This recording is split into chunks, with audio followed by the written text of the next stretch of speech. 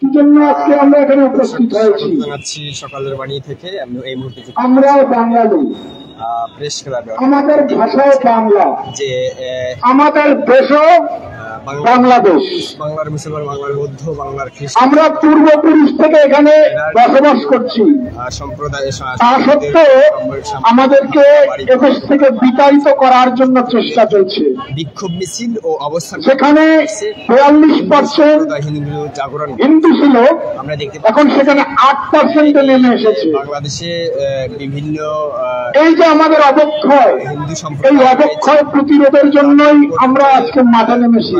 বাড়িঘর ভাঙ, প্রতিটি সরকারের আমলেই আমরা নির্যাতিত। আমরা মনে করতেছি যে 5ই আগস্ট আমাদের অধঃপতন শুরু হয়েছে, আসলে কি তাই? আসলে তাই নয়। গতকালকেও দেখেছি প্রতিটি সরকারের আমলেই আমরা নির্যাতিত। আওয়ামী লীগের আমলে আমরা নির্যাতিত, বিএনপি আসলে বিএনপির কাছে আমরা নির্যাতিত, জাতীয় পার্টি আসলে জাতীয় পার্টির কাছে আমরা নির্যাতিত। আমরা কি এতই খেলনা? বাংলাদেশে কি হিন্দুরা এতই খেলনা? খেলনার বিষয় নয়।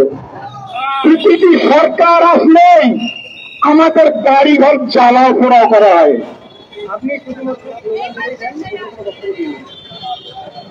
আচ্ছা, ঠিক আছে, বলতে হবে না, না বললে জনগণ শুনবে কি?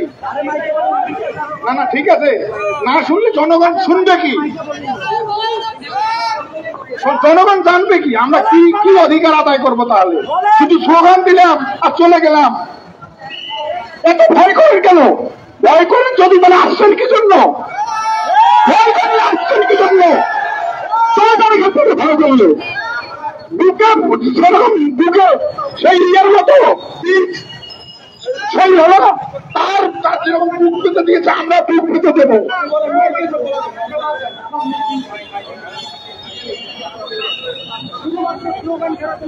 না ভাই, বলতে হবে তো, আমাদের বলতে হবে।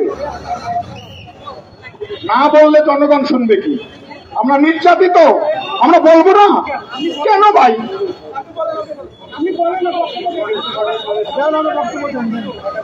আমরা নির্যাতিত, আমরা নির্যাতনের কথা বলবো না? প্রতিটি সরকারের আমলে আমরা নির্যাতিত হচ্ছি। আওয়ামী লীগের কাছে, আওয়ামী লীগ আসলে আমরা নির্যাতিত, বিএনপি আসলেও নির্যাতিত, জাতীয় পার্টি আসলেও আমরা নির্যাতিত। আমরা যাবো কোথায়? এইসব কথার থেকে চলতে হবে।